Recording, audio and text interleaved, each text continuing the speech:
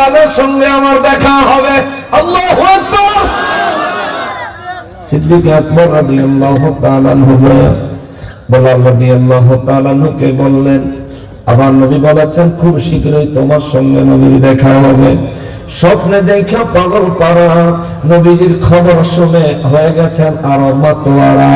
বেলাল রাদিয়াল্লাহু তাআলা আনহু তখন মূর্তির পূজা উমাইয়ায় করাইতে চায়, লাত উজ্জার কাছে নিয়ে যায়।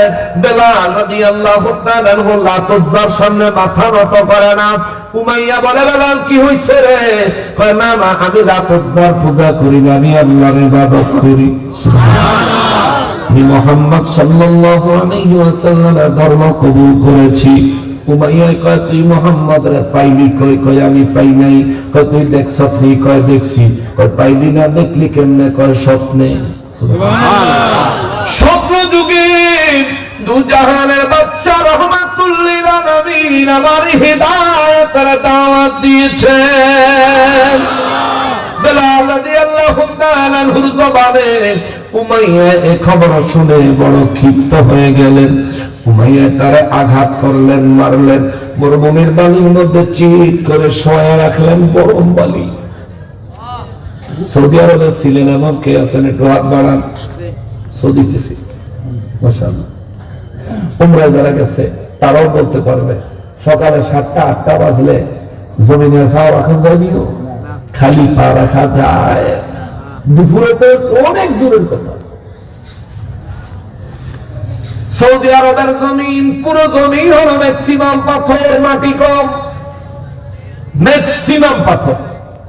এই দিন রাতের বেলায় আমার নবী হুজরা মোবারকে তৈরি হচ্ছেন। আম্মা জান খাদিজাতুল কুবরা রাদিয়াল্লাহু তাআলা আনহা বলেন, নবী কি করেন? আমার নবী বলেন, খাদিজা একটা জায়গায় যাব, রেডি হইতেছি। সুবহানাল্লাহ।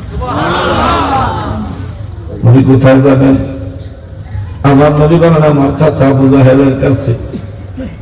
এ নবী, দিনের বেলায় আবু জাহেল আপনার সঙ্গে খারাপ আচরণ করলো, আপনি মন খারাপ করলেন, এখন আবার সিদ্ধান্ত নিছেন আপনি আপনার চাচার কাছে যাবেন দিনের দাওয়াত নিয়ে। কারণটা কি? আমার নবী বলেন, খাদিজা রে, আমি আমার চাচার কাছে দিনের দাওয়াত নিয়ে রাত্রি বেলায় যাচ্ছি, কারণ চাচা দিনে আমার ধমক দিছে, আমি যেন দিনের বেলায় কোনদিন তার কাছে দিনের দাওয়াত নিয়ে না যাই। সুবহানাল্লাহ। আমার ধমক দিয়ে গেছে দিনে যেন না যায়, রাতের কথা তো মানা করে নাই। আমার নবী গিয়া হুজরা মোবারকে, আমার নবী হুজরা মোবারক থেকে বের হলেন, আবু জাহেলের বাড়ির সামনে গিয়া আবু জাহেল ডাক দিল, চাচা আসেননি? করে কে? আমি মুহাম্মদ সাল্লাল্লাহু আলাইহি ওয়াসাল্লাম। আমি মুহাম্মদ। কেন আসছো? চাচা একটু যদি দরজায় আসতেন। দরজা আসলো, দরজা খুললো। আমার নবী বলেন, চাচা আল্লাহ এক, তার উপর তাওহীদের উপর ঈমান আনেন, আমি আল্লাহর প্রেরিত রাসূল, তার উপর ঈমান আনেন, লা ইলাহা ইল্লাল্লাহু মুহাম্মাদুর রাসূলুল্লাহ সাল্লাল্লাহু আলাইহি ওয়াসাল্লাম। আবু জাহেল সেরকম খেপা খেপলো, হে মুহাম্মদ, আজকে দিনের বেলায় তোমার বলছি কোনদিন যেন দিনের দাওয়াত নিয়ে না আসো। আমার নবী কা ফাসাইল লেগেই তোরাইতে আইলাম। দিনে তোমার মানা করছি, আর কোনদিন তারা কাছে সাফে তোরাইতে আইতে মানা করেন না, লেগে তোরাইতে আইছি। আবু জাহেল যাও, তোমার লেগে বুঝাস। আবু জাহেল পরের দিন মিটিং ডাকো, কাফের বেঈমানরা নিয়ে মিটিং ডাকে আবু জাহেল কয়, মুহাম্মদের জ্বালায় তো আর বাঁচি না, সে আমাদের বাপ দাদার ধর্ম ধ্বংস করে দেওয়ার সিদ্ধান্ত নিছি, আমাদের বাপ দাদার ধর্ম মূর্তি পূজার উপর কলঙ্ক দেওয়ার সিদ্ধান্ত নিছি, তারে কি করা যায়? মিটিং এর মধ্যে যখন বসলো, শান্তিপ্রিয় মানুষ আছে না এলাকায়? কথা কয় মুরব্বীরা সিদ্ধান্ত দিল, চলো এই বিষয়ে মুহাম্মদের সঙ্গে একটা শান্তি চুক্তি করি। কি শান্তি চুক্তি? বলে শান্তি চুক্তি করার জন্য যাই। আমার নবীর দরবারে মক্কা মুআজ্জামার বড় বড় কাফেররা, লিডাররা এসে বলল, মুহাম্মদ 1 বছর তুমি আমাদের মূর্তির পূজা করবা, পরের বছর আমরা তোমার আল্লাহর ইবাদত করব, আমরা শান্তি চাই, ঝগড়া চাই না। জোরে বলেন নাউযুবিল্লাহ। কি সুন্দর প্রস্তাব দিছি আমার নবীকে। এক বছর মূর্তির পূজা করবা তোমরা, পরের বছর আমরা আবার তোমার আল্লাহর ইবাদত করব। নবীজির প্রস্তাব দিল। আল্লাহ রাব্বুল ইজ্জত শুনছেনি? শুনছে। বলেন শুনছে? মহান রব্বুল আলামিন শুনলেন। রব্বুল ইজ্জত বলে, জিবরাইল দেরি করিস না, যা আমার হাবিবুল্লাহর ইলমে গায়েব থেকে আমার হাবিবুল্লাহ যেন কাফেরদেরকে জবাব দিয়ে দেয়। আমি আল্লাহর ওহী আমার হাবিবকে বলো প্রকাশ করে দিতে। আমার হাবিব যেন বলে, বিসমিল্লাহির রহমানির রহিম, قل يا أيها الكافرون لا أعبد ما تعبدون। আওয়াজ করে বলেন আল্লাহু আকবার। রব্বুল আলামিন বলেন, কুল হুজুর আপনি বলে দেন, ইয়া আইয়ুহাল কাফিরুন, হে কাফের সম্প্রদায়, কাফেরের দলেরা, আজকের মক্কা মুআজ্জামা কাফেরেরা, ভবিষ্যতে কিয়ামত পর্যন্ত যত কাফের এই দুনিয়ায় আসবে, আমার নবী রাহমাতুল লিল আলামিন আল্লাহর ঘোষণা মোতাবেক সমস্ত কাফেরদেরকে ডাক দিয়ে বললেন, ইয়া আইয়ুহাল কাফিরুন লা আ'বুদু, আমি তাদের ইবাদত করি না, লা আ'বুদু মা তা'বুদুন, তোমরা যাদের ইবাদত করো, অর্থাৎ তোমরা যাদের পূজা করো, আমি নবী আমার অনুসারীরা তাদের পূজা করি না, করি না। চিৎকার দিয়ে বলেন সুবহানাল্লাহ। শিখিয়ে দিলেন কি আল্লাহ? জোরে বলেন কি আল্লাহ? যে সময় আমার আল্লাহ আমার নবীকে শিখাইয়া দিলেন, ওই সময়টা ইসলামের জন্য, মুসলমানের জন্য, আমার নবীর জন্য কোন আরামের যুগ ছিল না। ওই সময়টা সহজ ছিল না, বড় কঠিন জামানা ছিল। ওই সময় সাহাবায়ে কেরামের উপর নির্মম নির্যাতন হতো ইসলাম কবুল করার অপরাধে। আমার নবী রাহমাতুল লিল আলামিনের উপর নির্মম নির্যাতন হতো, নির্মম নির্যাতন হতো। আমার নবীজি আল্লাহর ইবাদত করতে গেলে, দ্বীনের দাওয়াত দিতে গেলে, ওই কঠিন সময় আল্লাহ শিখিয়ে দিলেন। হুজুর বলেন, লা আ'বুদু মা তা'বুদুন, না আমি তাদের ইবাদত করি না, তোমরা তাদের ইবাদত করো। ওয়ালা আনতুম আবিদুনা মা আ'বুদ, নবীজিকে আল্লাহ বলেন, হুজুর তাদেরকে আরো বলে দেন যে লা আ'বুদু মা তা'বুদুন ওয়ালা আনতুম আবিদুনা মা আ'বুদ, আর আমি নবী যার ইবাদত করি তোমরাও তার ইবাদত করো না, করো না, করো না। ওয়ালা আনা আবিদুন মা আবাদতুম। আল্লাহু আকবার।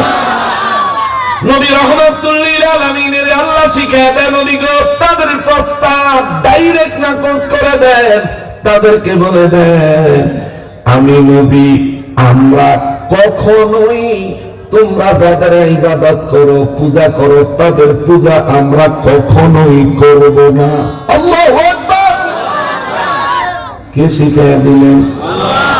ঘরে বলেন, কে শিখিয়ে দিলেন? কাফেররা দাওয়াত দিল পূজা করার জন্য। কাফেররা আমার নবীকে দাওয়াত দিল শান্তি চুক্তি করার জন্য, পূজা করত। আমার নবী পূজা করছেনই না, পূজার প্রস্তাব সমর্থন করছেননি, মাইনে নিছেননি। কিন্তু আমাদের দেশ ডিজিটাল মুসলমান যারা পূজার মণ্ডপে হাজির হয় আসেনি। আমাদের দেশের ডিজিটাল মুসলমান নির্বাচনের ভোটের জন্য মূর্তির সামনে গীতা পড়নেওয়ালা আসেনি। এদের সাথে আমার নবীর ইসলামের কোন সম্পর্ক আছে? জনে বলেন আছে? আরে নূর নবী রাহমাতুল লিল আলামিন কি কাফির বেঈমানরা পূজার প্রস্তাব দিলে আল্লাহ শিখায় দেয় হুজুর প্রত্যাখ্যান করেন, একেবারে ডাইরেক্ট প্রত্যাখ্যান করেন। লা আবুদু মা তাবুদুন, আমি তাদের ইবাদত করি না, তোমরা তাদের ইবাদত করো। ওয়ালা আনতুম আবিদুনা মা আবুদ, আর আমি যাদের ইবাদত করি তোমরা, আমি যার ইবাদত করি তোমরাও তার ইবাদত করো না। ওয়ালা আনা আবিদু মা আবাদতুম, আর আমি কখনোই তাদের পূজা করব না, তোমরা যাদের পূজা করো। এই নির্দেশনা আমার নবীকে শিখিয়ে দিলেন কি? এইবার আসলে প্রেক্ষাপট, আমার নবীকে কোন সময় আমার আল্লাহ এই সূরা নাযিল করলেন? যে সময় আমার নবী রহমাতুল লিল আলামিন কাবা শরীফের চত্বরে, মাতাফের মধ্যে তওয়াফের জায়গায়, কিংবা হাতিমে কাবায়, কিংবা মুলতাজাম কাবার দরজার সামনে আমার নবীজি আল্লাহ পাকের একাগ্র চিত্তে যখন নামাজে দাঁড়াতেন, কাফের বেঈমানেরা চতুর্দিক থেকে যুবকেরা, কয়েকজন যুবক, একজন ডাইনে আর একজন বামে আর একজন সামনে আর একজন পিছনে, চারজন শক্তিশালী যুবক আইসা চারদিক থেকে আমার নবীকে চাপ দিয়া ঠাইসা ধরত। নাউযুবিল্লাহ। নবী আমার নামাজে দাঁড়ানো, বেঈমানেরা চতুর্দিক থেকে আমার নবীকে ঠাইসা ধরত, আমার নবীর গাল মোবারকে আঘাত করত, আমার নবীকে তুচ্ছ তাচ্ছিল্যের ভাষায় গালাগালি করত, আমার নবী শরীর মোবারকে কত ধরনের আঘাত করত। আমার নবীজি সিজদা মোবারকে গেলে এই কাফের বেঈমানেরা উটের পচা নাড়ি বুড়ি উজুরিয়ে আমার নবীজি মাথা মোবারকের উপরে চাপায় দিত। একদিন আমার নবীজি বিশাল বড় উটের পচা উজুরির নিচে, নবী আমার রাহমাতুল লিল আলামিন বিশাল বড় উটের পচা উজুরির নিচে আমার নবীজি সিজদা মোবারক থেকে আর মাথা মোবারক তুলতে পারে না। কাফের বেঈমানেরা চতুর্দিক দিয়ে দাঁড়ায় শুধু খিলখিল করে আসে। কে যেন যাইয়া ফাতেমা রাদিয়াল্লাহু তাআলা আনহা খবর দিছে, ফাতেমা গো, তোমার আব্বারে দেখলাম কোটের পচা উজুরির নিচে পড়ে, তোমার আব্বা কাটাইতেছে রে ফাতেমা। ফাতেমা রাদিয়াল্লাহু তাআলা আনহা দৌড়ে গেলেন কাবার চত্বরে, বাইতুল্লাহ চত্বরে যায় আমার নবী রাহমাতুল লিল আলামিনের মাথা মোবারক কোটের পচা উজুরির নিচে দেখে মা ফাতেমাতুজ জাহরা রাদিয়াল্লাহু তাআলা আনহা তাইনা ওটের পচা উজুরি সরাইলেন। আমার নবীজি সিজদা মোবারক থেকে মাথা মোবারক তুললে পরে আমার নবীজির চক্ষু মোবারক গুলো কাঁদতে কাঁদতে লাল হয়ে গেছিল। আমার নবীজির কপাল মোবারক পাথরের সাথে লেগে, আমার নবীজির নাক মোবারক পাথরের সাথে লেগে, আমার নবীজির শরীর মোবারক, চেহারা মোবারক কেমন মলিন উস্কো খুস্কো ভাব হয়ে গেছে। আমার নবী রাহমাতুল লিল আলামিনের হযরতে ফাতেমাতুজ জাহরা রাদিয়াল্লাহু তাআলা আনহা বলেন, আব্বা গো, ও আব্বা, এই মুহূর্তে আমি একটা দোয়া করব গো বাবা, তুমি আমার সাথে আমিন বলবা। আমার নবী বলেন, কেন রে ফাতেমা? ও মুসলমান, আমাদের সমাজে একটা গরুর ওজন হয় 3 মণ 5 মণ, একেবারে বেশি ভালো জাতের হইলে 10 মণ 12 মণ হয় না? না, এর বেশিও হয়, 20 মণ হয়, 20 মণ ওজনের গরু হয়, কিন্তু একটা ওট কমপক্ষে 15 মণ ওজন হয়। একটা ওট কমপক্ষে 15 মণ, এটা 20 মণ 25 মণ 30 মণ হয়। এত বড় একটা ওটের এই নারী ভরির ওজন কত চিন্তা করো। আগেরকার সময় মানুষ ভুড়ি খাইত, আর এখনকার সময় ভুড়ি নিয়ে কিনে কিনে আসেনি। আগেরকার সময় আমরা মুরব্বীরা, এই মুরব্বীরা যদি জিগাই কুরবানির সময় গরু জবাই করে একেবারে বুড়ি সহ গোবর টোবর সব ফালাই দিত না, রাস্তার কিনারে ডোবায় পড়ে থাকতো। এটা 2-3 মাস গন্ধ ছড়াইয়া এলাকার মানুষের জানান দিত যে এই এলাকার মানুষে কোরবানি দিয়েছে।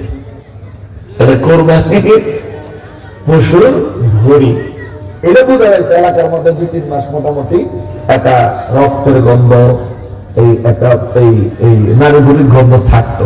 এখন তো এই এটারে খাওয়ার বুদ্ধি পাই দিচ্ছে, দেখাই দিয়েছে খান, এটা খাওয়া হারাম না, না খাওয়া ভালো। বুজুর্গানে দিন আউলিয়া কেরাম এগুলো খাইতেন না।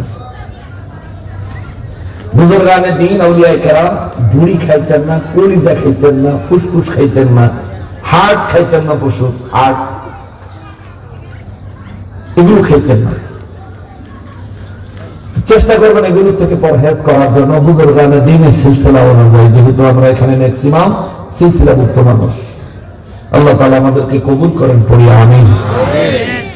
যে কথাটা বলতেছিলাম রে বাবাজি, মক্কা মুআজ্জামা এমন একটা সময় কাফের বেঈমানদের প্রস্তাব আমার নবীকে প্রত্যাখ্যান করতে আল্লাহ শিখাইয়া দিলেন। যে সময় নবীর উপর নির্যাতন চলে, অকাতরে নবীর উপরে নির্যাতন, আমার নবী কয় ফাতেমা গো, কেন তুমি ফরিয়াদ করবা? কয় আব্বা, এত বড় ওটের কথা হুজুরি আপনার মাথা মোবারকের উপর যারা চাপিয়ে দিল, নিশ্চয়ই তারা আপনার উপর অত্যাচার করেছে। তাদের বিরুদ্ধে আমি আল্লাহ দরবারে দোয়া করব, আপনি শুধু আমিন বলবেন। আমার নবী বলেন, কি আমিন বলতাম? কি দোয়া তুমি করবা আগে বলে দাও। ফাতেমা রাদিয়াল্লাহু তাআলা আনহা বলেন, আব্বা গো, আমি আল্লাহ দরবারে দোয়া করব, আল্লাহ রে, যারা আমার আব্বার সঙ্গে দুর্ব্যবহার করেছে, আল্লাহ তুমি তাদেরকে ধ্বংস করে দাও। এই কথা বলতে দেরি আমার নবী রাহমাতুল লিল আলামিন ফাতেমা রাদিয়াল্লাহু তাআলা আনহার মুখ মোবারকের মধ্যে আমার নবীর নূরানি হাত মোবারক লাগায় কয়, ফাতেমা গো, ও ফাতেমা, এমন দোয়া করিস না রে মা, আমি এদেরকে ধ্বংস করার জন্য দোয়া করতে আসি নাই, আমি এসেছি এদের জন্য হেদায়েতের দোয়া করে জাহান্নাম থেকে বাঁচায়া, ধ্বংস থেকে বাঁচায়া এক একজনকে জান্নাতের মেহমান বানানোর জন্য। চিৎকার দিয়া বলেন সুবহানাল্লাহ। ওই মুহূর্তে আমার নবী রাহমাতুল লিল আলামিন দোয়া করলেন, মালিক, যেটুকু কষ্ট আমার হয়েছে তুমি দেখেছো, ওই কষ্টের বদৌলতে তুমি এদেরকে ঈমান নসিব করে দাও। বলে কথা সুবহানাল্লাহ। মুসলমানেরা ওই নির্যাতনের সময় আবার একদিন আমার নবী রাহমাতুল লিল আলামিনের উপর কাফের বেঈমানরা নির্যাতন করতেছে, আমার নবীকে অকাতরে নবীর উপর আক্রমণ চালাইতেছে। হযরত আবু বকর সিদ্দিক রাদিয়াল্লাহু তাআলা আনহু তিনি পাশে থেকে দাঁড়াইলেন, দেখলেন, তিনি তার ডাক দিয়া বললেন, এই তোমরা এই মানুষটার এইভাবে মারতেছো কেন? ওনার কি অপরাধ?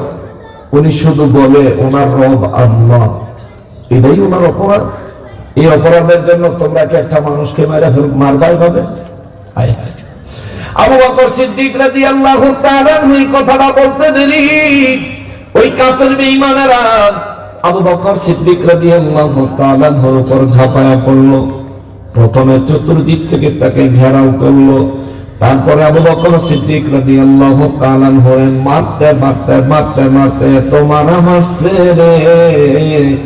বর্ণনাতে আসছে আবু বকর সিদ্দিক রাদিয়াল্লাহু তাআলা বেহুশ হয়ে গেছিলেন, তার চেহারা এত ক্ষত বিক্ষত হয়েছিল, আবু বকর সিদ্দিক রাদিয়াল্লাহু তাআলার চেহারা দেখলে চিনা যাইতো না, চিনা যাইতো না, চিনা যাইতো না।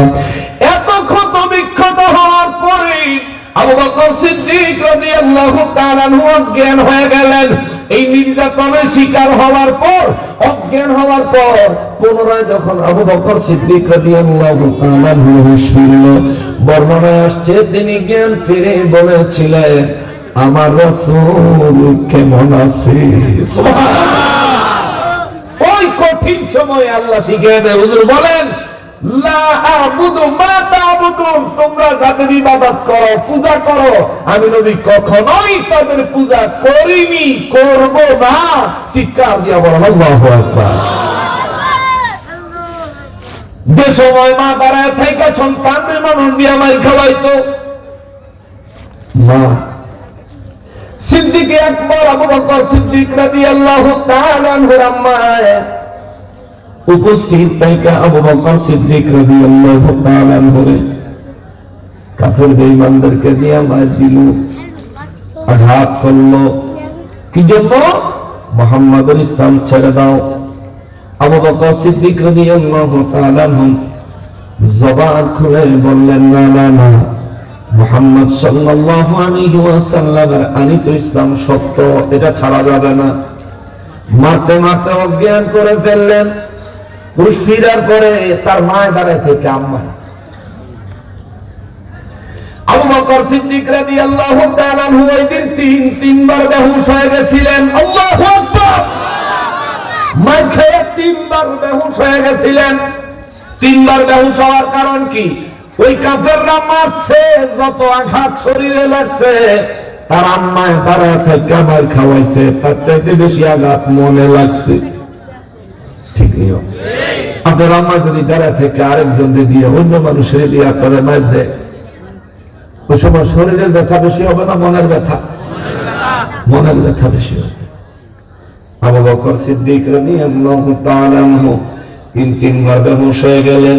তিনবার তারা জ্ঞান ফেরার পরে তিনি বললেন, আমার রাসূল কেমন আছে? জোরে বলেন সুবহানাল্লাহ। এটা রাসূল প্রেম, এটা নবী প্রেম। জোরে বলেন সুবহানাল্লাহ। যে সময় সাহাবায়ে কেরামের উপর অতর্কিত হামলা হইতো, যে সময় আমার নবীর উপর অতর্কিত হামলা হইতো, যে সময় আমার নবী রাহমাতুল্লিল লিল আলামিনকে 3 বছরের জন্য বাইতুল্লাহ শরীফ মক্কা মুআজ্জামা থেকে আমার নবীকে নির্বাসন করা হয়েছিল, ওই কঠিন মুহূর্তে, কঠিন সময়ও আমার নবীকে আল্লাহ শিখিয়ে দিলেন। আপনি বলেন, লা আবুদু মা তা'বুদুন, তোমরা যাদের ইবাদত করো আমি তার ইবাদত করি না। ওয়ালা আনতুম আবিদুনা মা আবুদ, আর তোমরা যাদের ইবাদত করো আমি কখনোই তাদের ইবাদত করি না। ওয়ালা আকরবনা ওয়ালা আনা আবিদুম মা আবাদতুম ওয়ালা আনতুম আবিদুনা মা আবুদ লাকুম দীনুকুম ওয়ালিয়া দীন।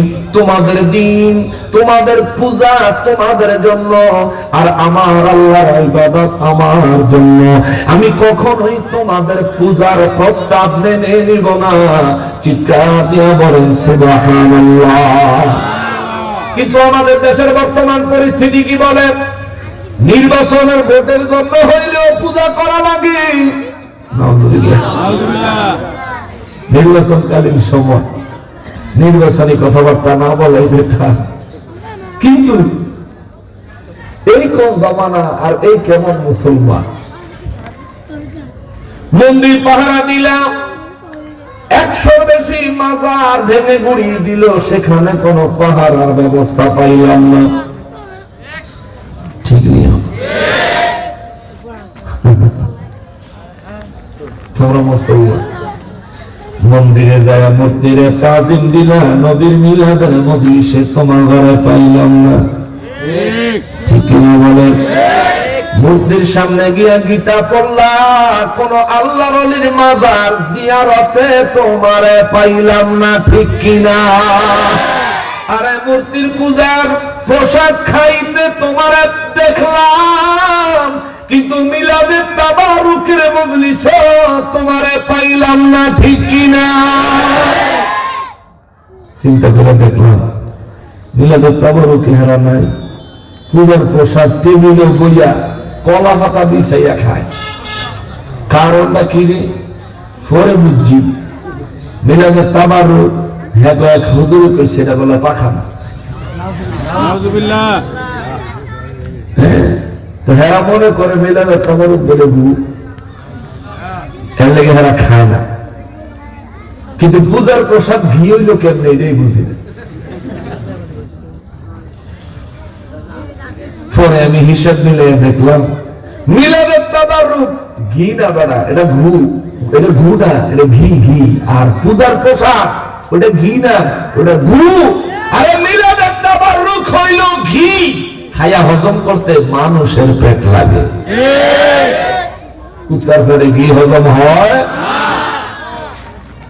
আপনার এই কক্সবাজারে কুকুর আছে না? ঘিয়ের একেবারে 1 নাম্বার অরিজিনাল পাবনার ঘিয়ের ডিব্বা কুত্তার সামনে খুইলা দিয়ে গেলে নাকটা দিয়ে একটা দৌড় দিবে, ঠিক না? ওরে বাবারে এটা খাওয়ান যাইত, দৌড়ে রাস্তায় গিয়ে যদি পায়খানা পায় দেখবেন বগুড়ার দইয়ের মতন খাইব, ঠিক না? বগুড়ার দইয়ের মতন খাইব, 4টা পুইটটা খাইব। মিলাদের তবরক যারা খায় না, পূজার প্রসাদ হারাই খাওয়া, যার পরে যেটা হজম হয়, যার পরে যেটা সহ্য হয় এটা খাওয়া। কিন্তু খবরদার এই মিলাদ লইয়া, মিলাদের তবরক লইয়া, নবীর উপর দুরূদ সালাম লইয়া, পীর মাশায়েখ বুজুর্গানে দ্বীনের মহব্বত লইয়া কিন্তু কোন ফতুয়া দিও না। তুমি প্রসাদ খোর, ঠিক কিনা বলে? তুমি কোন ফতুয়া দিও না, খবরদার। তোমার ফতুয়া কেউ বলে না। তুমি ফতুয়া শুধু মিলাদও লাগাইতে পারো, কিন্তু তোমাদের হুজুররা বাচ্চাদেরকে যখন আকাম করে তখন আর তোমার ফতুয়া ইয়ে না, তখন তোর মুখ কুত্তায় মুত্তা তুমি ফাজিল কোনা না, শুনতে খারাপ শোনা যায়। বিবাহিত কোন ব্যক্তি যদি জিনা করে তাহলে তার বিচার কি? মৃত্যুদণ্ড। কিভাবে?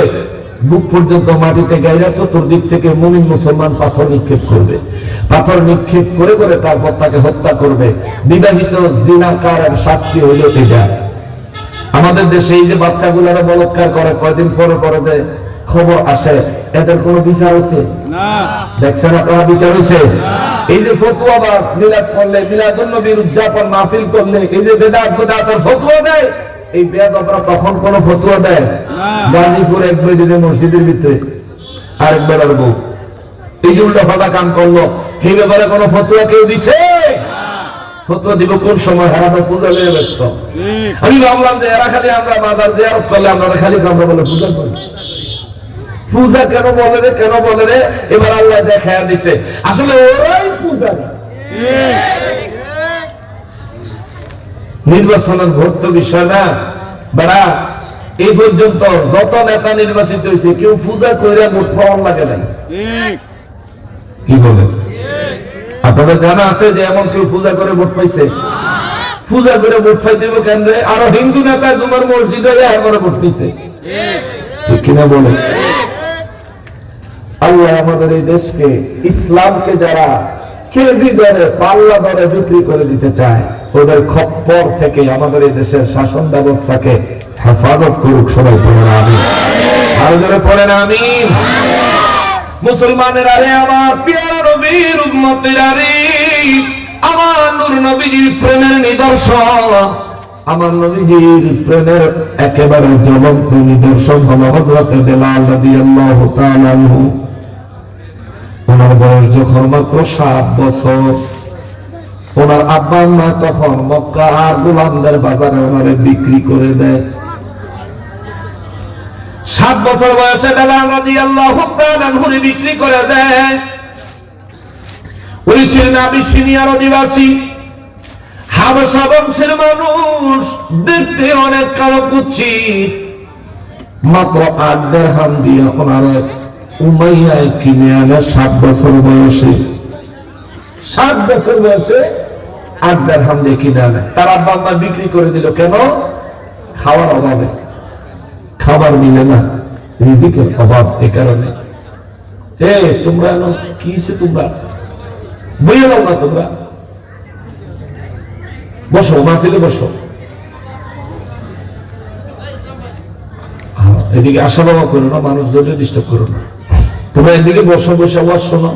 মাহফিলটা আমার পরে কে আছে? আলোচক আমার পরে কেউ আছে? এত কষ্ট করে তোমরা আয়োজন করছো, তোমরা যদি ওয়াজ না শোনো তাহলে তোমরা কষ্টের রেজাল্ট কি? বসো, সবাই মহব্বতে বলেন আল্লাহুম্মা সাল্লি আলা সাইয়্যিদিনা মুহাম্মাদ ওয়া আলা আলিহি সাইয়্যিদিনা মাওলানা। এই দুনিয়া মুসাফির খানা, কেহ থাকতে পারবে না, कोई आगे रवाना है कोई पीछे रवाना अल्लाहुम्मा सल्ली अला सय्यिदिना मुहम्मद व अला आलिहि सय्यिदिना।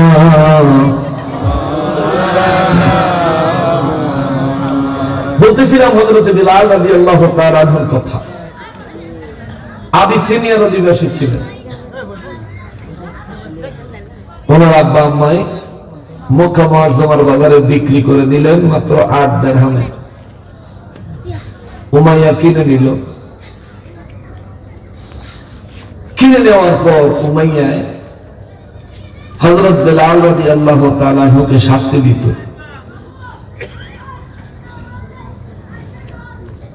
বেলাল রাদিয়াল্লাহু তাআলা আনহু উমাইয়া মরুভূমির গরম পানির মধ্যে চিৎ করে শোয়া রাখতো।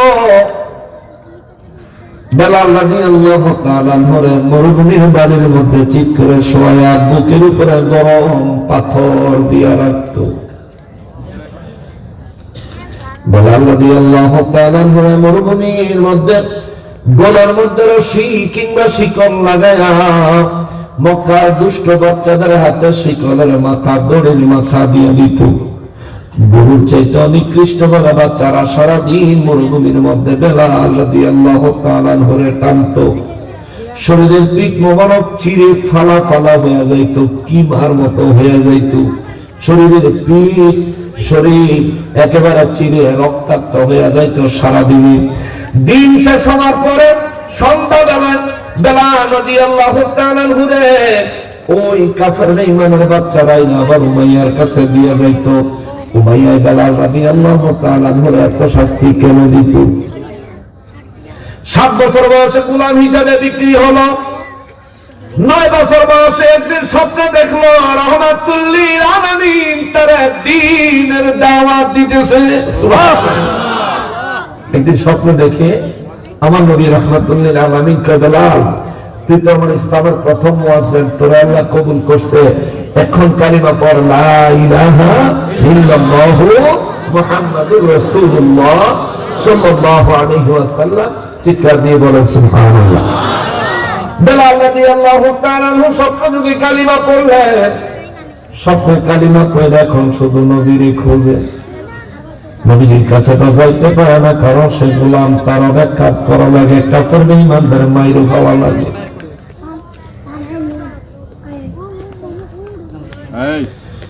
নবী আমার রাহমাতুল লিল আলামিন স্বপ্নযোগে দ্বীনের দাওয়াতকে বেলাল রাদিয়াল্লাহু তাআলা আনহু মনে প্রাণে কবুল করলেন। বেলাল রাদিয়াল্লাহু তাআলা আনহু নবীজির খোঁজে মনে মনে। হঠাৎ একদিন আবু বকর সিদ্দিক রাদিয়াল্লাহু তাআলা আনহু বেলাল রাদিয়াল্লাহু তাআলা আনহুরে দ্বীনের দাওয়াত দিলে হযরত বেলাল রাদিয়াল্লাহু তাআলা আনহু দ্বীনের দাওয়াত কবুল করলেন এবং জিজ্ঞেস করলেন, আবু বকর রে আবু বকর, যে নবীকে রাসূল হিসেবে মেনে নিলাম ওই নবীকে দেখার জন্য আমার মন বড় উতলা। জোরে কোন সুবহানাল্লাহ। সিদ্দিক আকবর রাদিয়াল্লাহু তাআলা আনহু নবীজির দরবারে গেলেন। ইয়া রাসূলুল্লাহ সাল্লাল্লাহু আলাইহি ওয়াসাল্লাম, নবী গো, আমি তো অবসর সময়ে মক্কার গোলামদেরকে দ্বীনের দাওয়াত দেই, তাদের মধ্যে একজন গোলাম আছে হযরত বেলাল। আমার নবী শোনা মাত্র মুস্কি হাসি দিয়া দিলেন। সুবহানাল্লাহ। আবু বকর সিদ্দিক রাদিয়াল্লাহু তাআলা আনহু চিন্তা করলেন, নবীজি যেহেতু মুস্কি হাসি দিচ্ছেন, তাহলে নবীজি কি তারে চিনি না?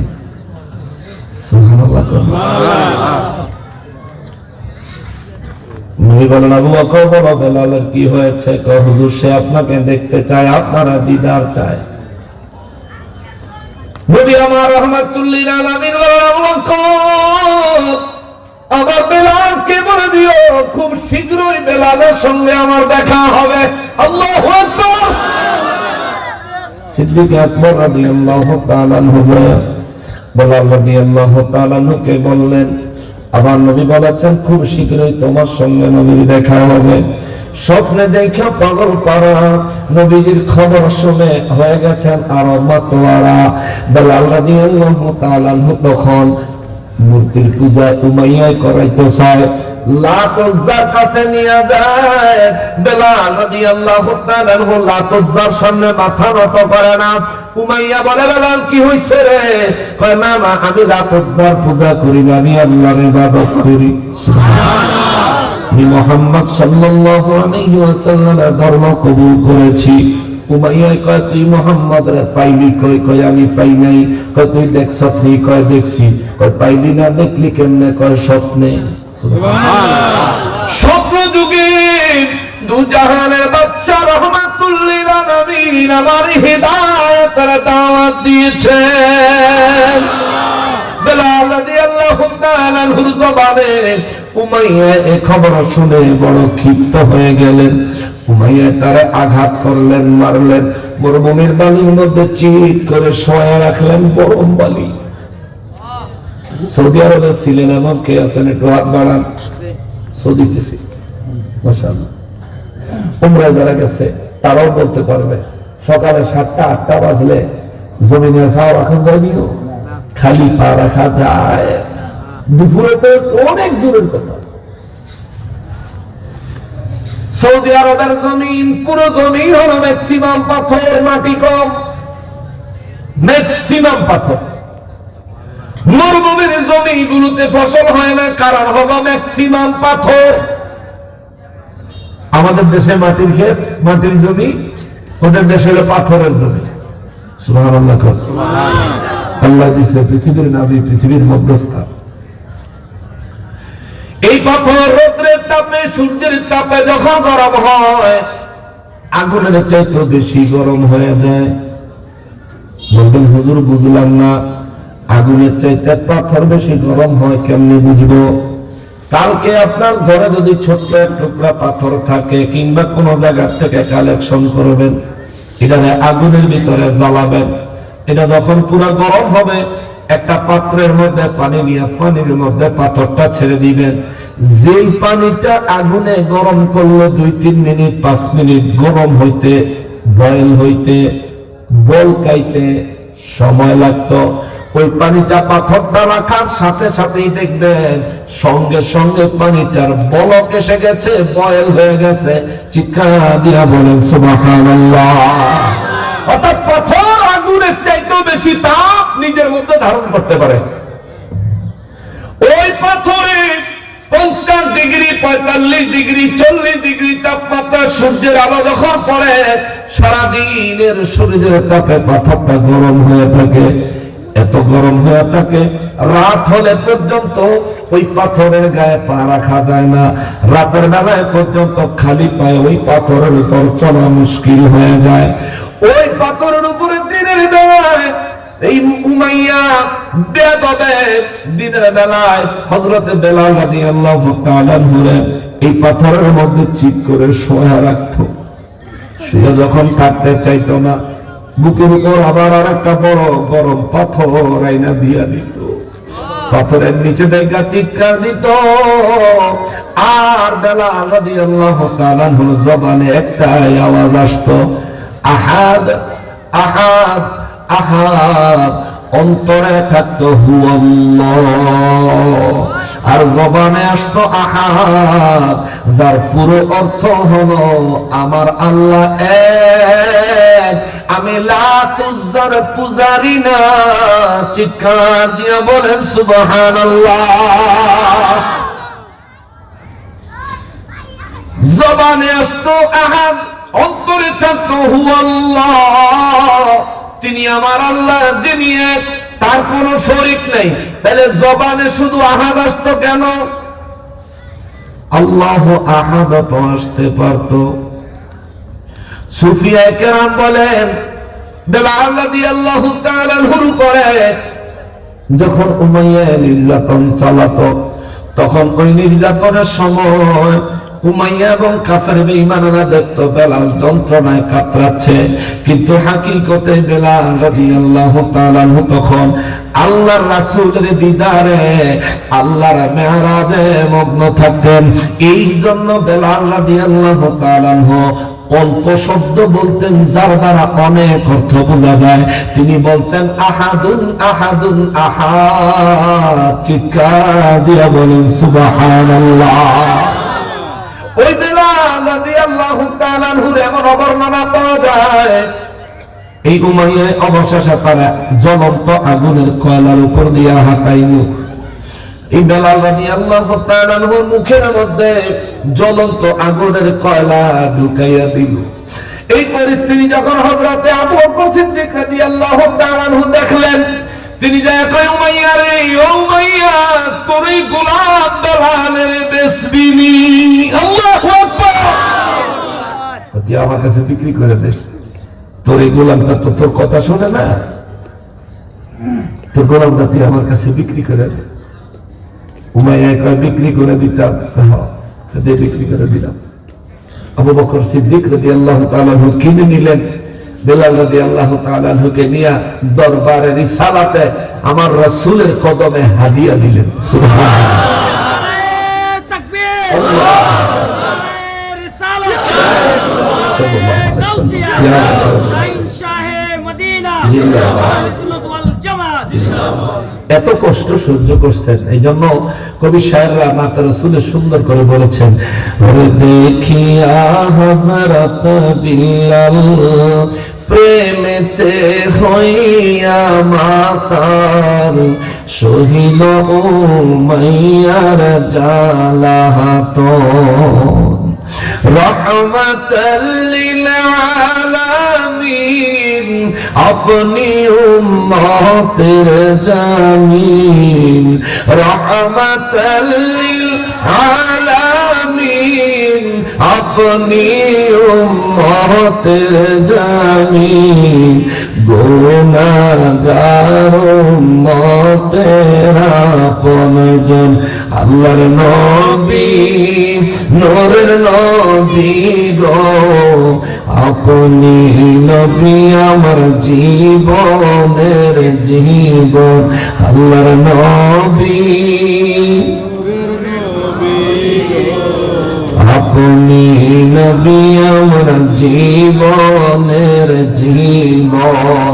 আল্লাহ আমাদের প্রত্যেককে প্রিয় নবীজির প্রেমিক হিসেবে কবুল করো, জবান খুলে বলেন আমিন। গোলাম থেকে বেলাল রাদিয়াল্লাহু তাআলা আনহু উম্মতে মুহাম্মাদি হলেন। সুবহানাল্লাহ।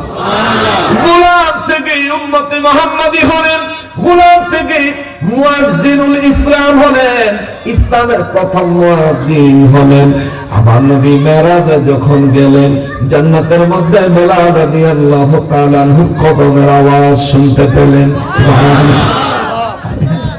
ইসলামের প্রথম মুয়াজ্জিন বেলাল রাদিয়াল্লাহু তাআলা আনহুকে কেন বানাইছে? এত নির্যাতনের পরেও বেলাল রাদিয়াল্লাহু তাআলা আনহু আল্লাহকে ছেড়ে দেয় নাই, আল্লাহর রাসূলকে ছেড়ে দেয় নাই। সুতরাং নির্যাতন যতই হোক, মূর্তির পূজা করা প্রশ্নই আসে না মুসলমানের জন্য। কিন্তু যারা মূর্তির পূজা করে নিজের নির্বাচনের ব্যালট বাক্স ভরতে চায়, আমরা তাদের কাছে ইসলামকে নিরাপদ মনে করি, আল্লাহর ওলিদের দরবার তাদের কাছে নিরাপদ মনে করি। আমরা তাদেরকে অনুরোধ করব, ভাই খাঁটি মুসলমান হন, ভুয়া মুসলমান হয়েন না, ঠিক কিনা বলেন?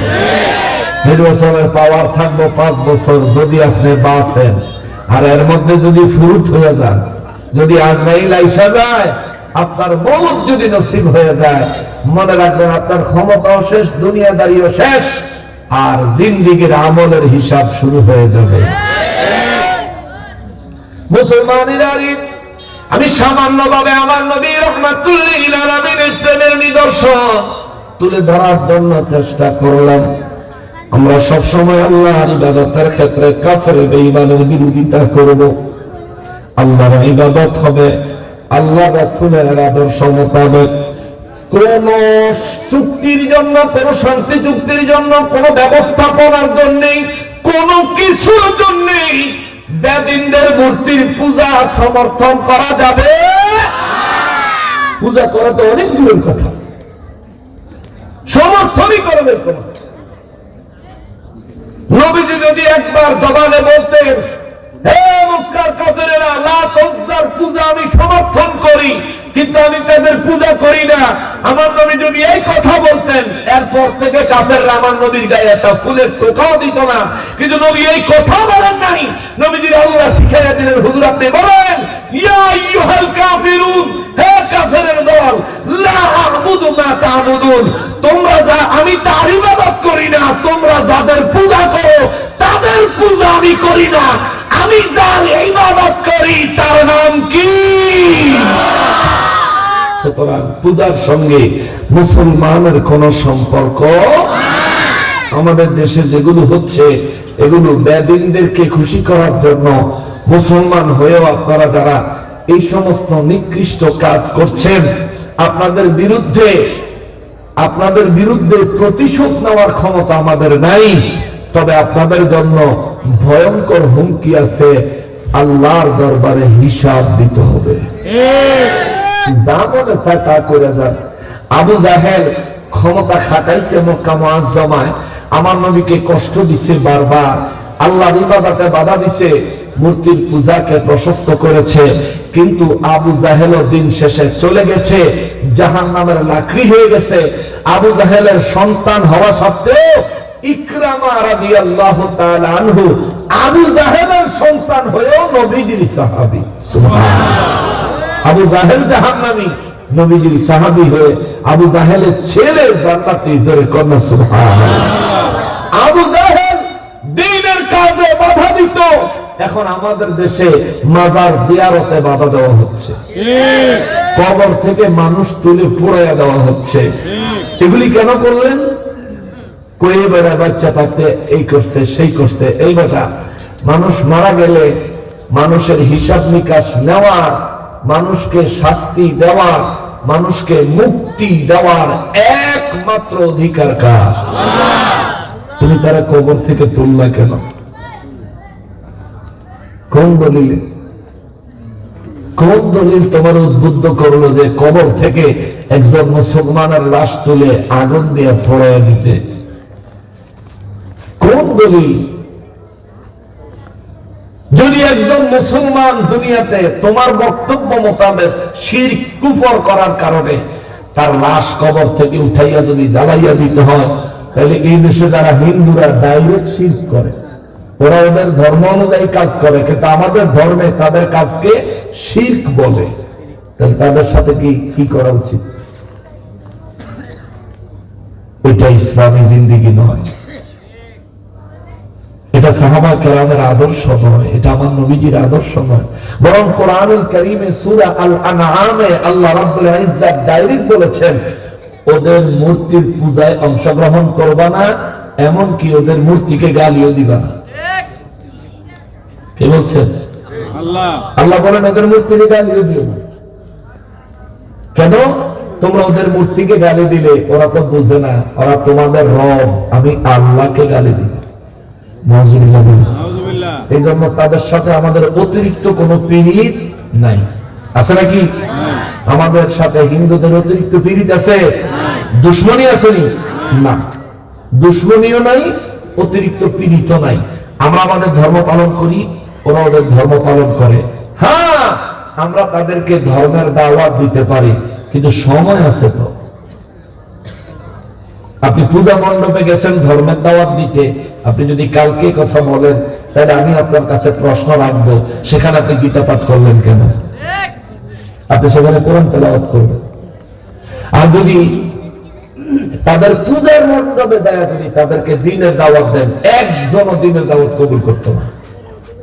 দ্বীনের দাওয়াত দেওয়ার জন্য আল্লাহ রাব্বুল ইজ্জাতের নির্দেশ হলো, উদউ ইলা সাবিলি রাব্বিকা বিল হিকমাতি, তোমরা তোমার আল্লাহর পথে, তোমার রবের পথে মানুষকে দাওয়াত দাও হিকমতের সঙ্গে।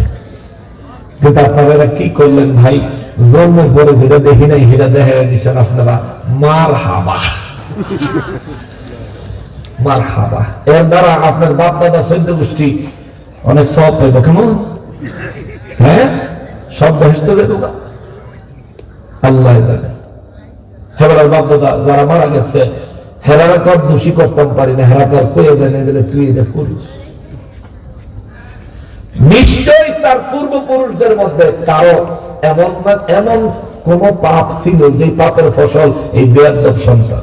ঠিক। আল্লাহ হেদায়েত দেন, জোরে কোন আমিন। কষ্ট পাইতেছেন আপনারা? মুসলমান রে মুসলমান, নবীর প্রেমিক হতে হবে, সাহাবায়ে কেরামের প্রেমের ন্যায় প্রেমিক, তাবেঈগণের প্রেমের ন্যায় প্রেমিক হতে হবে। রাসূলের প্রেম যার চরিত্রে থাকবে তার মুখে দাড়ি থাকবে। রাসূলের প্রেম যার চরিত্রে থাকবে তার শরীরের মধ্যে ইসলামী পোশাক থাকবে। রাসূলের চরিত্র, রাসূলের মহব্বতের চরিত্র যার মধ্যে থাকবে, ওই ব্যক্তিকে নামাজের সময় মসজিদে পাওয়া যাবে। কথা বলেন ঠিক কিনা? এখন আপনি যদি বলেন আমি নামাজ পড়ি না, তাতে কি হয়েছে? আমার ঈমান মজবুত, এরকম কই না শ্রেণী। আপনার লেগে সূরা আনকাবুত, সূরা আনকাবুত কোরআন শরীফের 29 নম্বর সূরা, একেবারে 2 নম্বর আয়াতটা দেখবেন। নাজারা প্রথম আয়াতে আল্লাহ তাআলা বলছেন, মানুষ কি মনে করে খালি ঈমান আনছি এই কথা বললেই সে মুক্তি পাবে? এটা আল্লাহ, ঠিক আল্লাহ কোরআন শরীফে বলছেন এই কথাটা। মানুষ কি মনে করে যে ঈমান আনছি এই কথাটা বললেই তাকে মুক্তি দেওয়া হবে, তার আর জীবনের আমলনামার হিসাব দেওয়া হবে না? সুবহানাল্লাহ বলে। সুবহানাল্লাহ। মুসলমানের আরে এজন্যই নবীর মহব্বত করেন, সপ্তাহে 2 বার দাড়ি চাচেন। কেমন মহব্বত ভাই আপনার? নবী বলেন একবার যদি দাড়িতে খুর লাগায়, আমি নবীর কলিজার মধ্যে খুর লাগানো হয়। আপনি দাড়িতে খুর লাগালেন, তবে হ্যাঁ আপনার মহব্বত ওই ওয়াহাবীদের চাইতে ভালো। আপনি দাড়িতে খুর দিলেও ঈমান আকীদার ক্ষেত্রে আপনার নিয়ত ঠিক আছে, ঈমান আকীদা ঠিক আছে, কিন্তু আমলের ক্ষেত্রেও নবীজির সুন্নাতের পাবন্দ হতে হবে। তাইলে আপনার মধ্যে পরিপূর্ণ প্রেম আছে, এটা বোঝা যাবে। বেলাল রাদিয়াল্লাহু তাআলা আনহু জীবনে কয়বার দাড়ি চাচ্ছে? হযরতে আবু বকর সিদ্দিক রাদিয়াল্লাহু একজন সাহাবীর কথা বলেন যে সাহাবী শীত পড়ছে দাড়ি চাচ্ছে, কেউ না। তাহলে আমরা কেন করব? দাড়ি আইছে পত্রিকা জানেননি, এটা কথা মনে হয়েছে বলবো একটু, আপনাদের কষ্ট হয়ে যেতেছে। শুরু হাজার কত হবে 12টা বেজে যেতেছে। দাড়ি আইলো পত্রিকা, পুরুষের আল্লাহ দাড়ি কেন দিল? আদম নবীর যখন বানাইছিল আল্লাহ, তখন কিন্তু দাড়ি দিয়ে বানায় নাই। সুবহানাল্লাহ। আদম নবীকে আল্লাহ যখন বানাইছে তখন দাড়ি দিয়ে বানায় নাই। আদম নবীর বানায় জান্নাতে ছেড়ে দিছে। আদম নবী জান্নাতে ঘোরাঘুরি করে, হঠাৎ করে একা একা আর ভালো লাগে না। আল্লাহ কয় জিবরাইল আমি জানতাম আমার আদমের একা একা ভালো লাগতো না, তুমি একটা গান করো জিবরাইল আমার আদমের একটু ঘুম পাড়ায় দাও। ঘুম পাড়ায় দিলেন, আদম নবী ঘুমালেন। আদম নবীর বাম পাজর থেকে অতিরিক্ত একটা হাড় আল্লাহ আগেই দিয়ে রাখছিলেন। সুবহানাল্লাহ। আল্লাহ কয় জিবরাইল অপারেশন করে এটা বের করো। জিবরাইল আমিন যে বানাইল আল্লাহ ডাক্তার, জিবরাইল আমিন আদম নবীর হাড্ডি মুবারক বের করলেন। আমার রব্বুল আলামিন হযরত মা হাওয়া আলাইহিস সালামকে সৃষ্টি করলেন। হাওয়া আলাইহিস সালামের বানায়া জান্নাতি পোশাক পরায়া 62 রকমের গয়না লাগায়া। সুবহানাল্লাহ। কত রকম?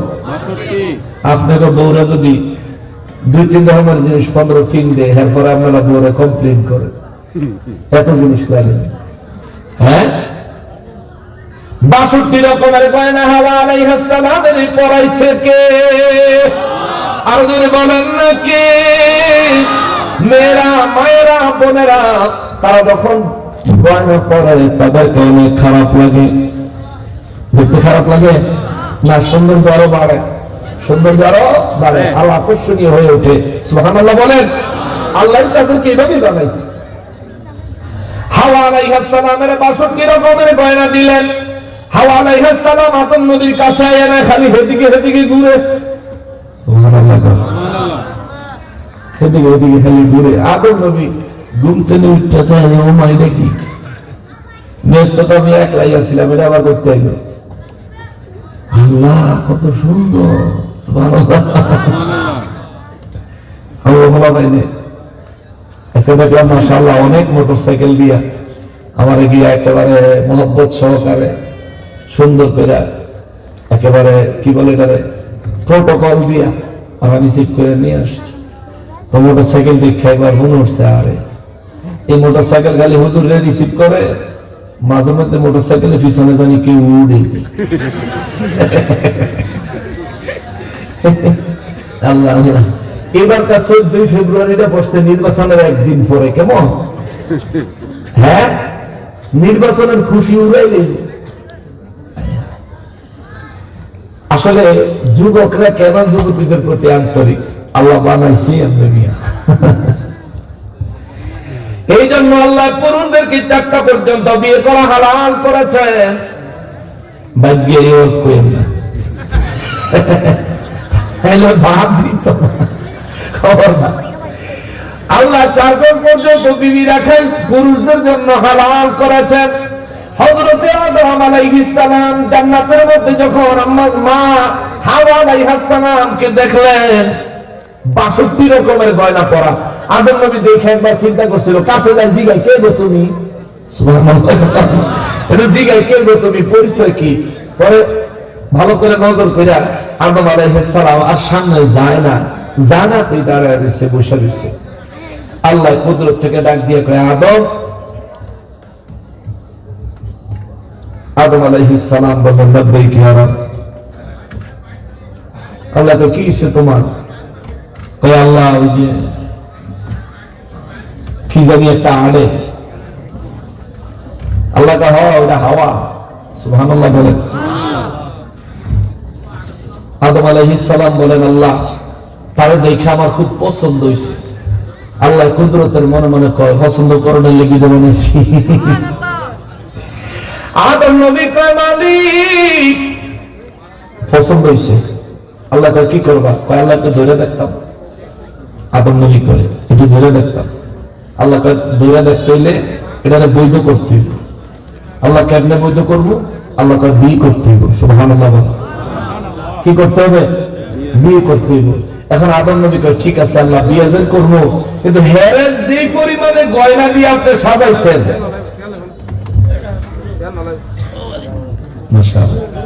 আমাদের অতিথি মহোদয় চলে আসছে। আমি আলোচনা শেষ করে দিচ্ছি, একটু মা বাবার কথা বলবো, তারপর শেষ করে দিব ইনশাআল্লাহ। আদম আলাইহিস সালাম কয় আল্লাহ গো তারা বিয়ে করবো কেমনে? তার গায়ে যে পরিমাণে গয়না আপনি দিয়েছেন, আমি তো আমার শরীরে তো কোনো গয়না নেই। আল্লাহ আমি তো একবার খালি পুরা শরীরে আমার আর জান্নাতি পোশাক, তারা 62 রকমের গয়না দিয়ে বানাইছেন। আল্লাহ আদম তোমার কি লাগবে? কই আল্লাহ গয়না তো লাগবে। আল্লাহ রাব্বুল ইজ্জত সঙ্গে সঙ্গে আদম নবীকে গয়না হিসেবে দাড়ি দান করলেন। সুবহানাল্লাহ। পুরুষের গয়না অলংকার হলো দাড়ি। যার মুখে দাড়ি আছে তার চেহারাটা দেখলেই দেখবেন অন্যরকম লাগে, একটা সুন্দর ভাব তার চেহারা, একটা নুরানি ভাব উঠে আসে। কিন্তু আপনারা কেড়ে যে দাঁড়িয়ে রাখেন আল্লাহ জানে কি লিখে দাঁড়িয়ে রাখেন। আরে ভাই দাড়ি ছাড়া থাকবো বেডিরা, পুরুষরা থাকবো দাড়ি সহ। কোন বুদ্ধিতে দাড়ি কাটলাম আল্লাহ জানে। এটা কাটলে কি সব আরো গালটা দাঁড় হয়ে থাকে, নিজে হাত দিলে অতনিতে খসখস করে, তাই না? শেভ করে 2-3 ঘন্টা পরতেই কিন্তু খসখসায়। আপনি শেভ করানোর সময় যতই এদের একেবারে সিরিজ কাগজ দিয়া বার্নিশ করে লাল, কিন্তু 2-3 ঘন্টা পরে আস্তে আস্তে দেখবেন যখন দাড়ির খোঁচা খোঁচা বের হয় তখন নিজের কাছে খারাপ লাগে। আপনি ধরলে আপনার কাছে খারাপ লাগে, এবার আপনি চিন্তা করেন আপনার বিবি সাহেবের কাছে কেমন লাগে, চিন্তা করে দেখেন। সুতরাং সুন্নাহ যেমনি ভাবে দুনিয়ার জীবনে নেয়ামতপূর্ণ, রহমতপূর্ণ, বরকতপূর্ণ, সুন্নাহ তেমনি ভাবে এটা এমন এক সুন্নাহ, এই পাঞ্জাবি সুন্নাহ গায়ে দিছি মরলে খুইলা রেখে দিব, কিন্তু এই সুন্নাহ আমাদের সাথে কবরে যাবে, রোজ হাসরে উঠবে। জোরে কন্যা সুবহানাল্লাহ। নবীজির সুন্নাহ। সুতরাং দাড়ি রাখবেন, ইসলামী পোশাক পরবেন। মা বাবার খেদমতের বিষয়ে বলি, রব্বুল আলামিন সূরা লুকমানের 14 নম্বর আয়াতে বলেন বিসমিল্লাহির রহমানির রহিম ووصينا الإنسان بوالديه حملته أمه وهنا على وهن وفصاله في عامين أن اشكر لي ولوالديك إلي المصير واذكر قرآن سبحان الله রব্বুল আলামিন বলেন ওয়াসাইনাল ইনসানা বিওয়ালিদাইহি আমি আল্লাহ মানব জাতিকে নির্দেশ দিয়েছি তারা যেন তাদের মা বাবার সঙ্গে উত্তম আচরণ করে সুবহানাল্লাহ কেমন আচরণ উত্তম উত্তম জোরে বলেন কেমন আচরণ উত্তম উত্তম আচরণে ধমক আছে নি বলেন ধমক আছে উত্তম আচরণে মা বাবার সাথে খারাপ আচরণ করার কোনো সুযোগ আছে মা বাবার খরচপত্র না দেওয়ার কোনো সুযোগ আছে সূরা বনী ইসরাঈলে আল্লাহ বলেন তোমার মা বাবা দুইজনকে অথবা একজনকে যদি তুমি বৃদ্ধ অবস্থায় পাও আমি আল্লাহর নির্দেশ হলো তাদের পক্ষ থেকে পাওয়া কোনো কষ্টে কিংবা তাদের দায়িত্ব পালন করার দায়িত্বের ভারে ওজনে ফালা তাকুল লাহুমা উফ উফ শব্দটা পর্যন্ত ব্যবহার করবে না বলে কন্যা আল্লাহু আকবার নিজে নিজে তাও আরেকজনের কাছে না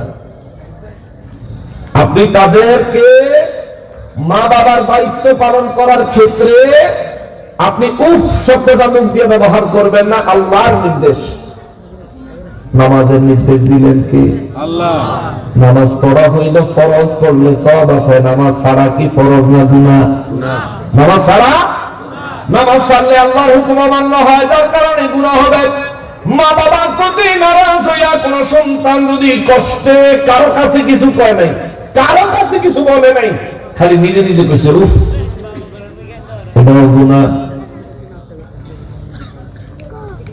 ফরজ তরক এক ওয়াক্ত নামাজ না পড়লে যেই রকম গুনাহ মা বাবার দায়িত্ব পালন করার ক্ষেত্রে উফ শব্দ ব্যবহার করা ঠিক একই রকম গুনাহ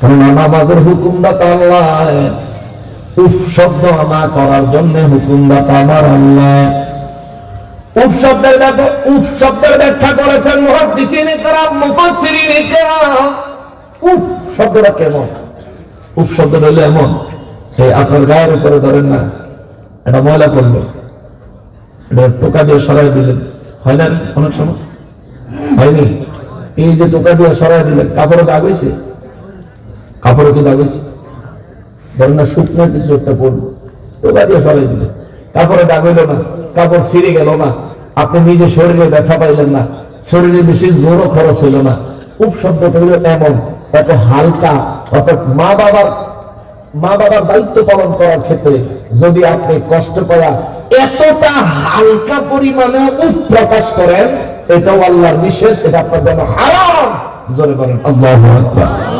ইসলাম কত সুন্দর বিধান দিচ্ছে আর হিন্দু ধর্মের লোকেরা কি করে জানেন মা মারা গেলে বাপ মারা গেলে বড় সন্তানটা তার মুখে আগুন লাগায় এটা তাদের ধর্মীয় নিয়ম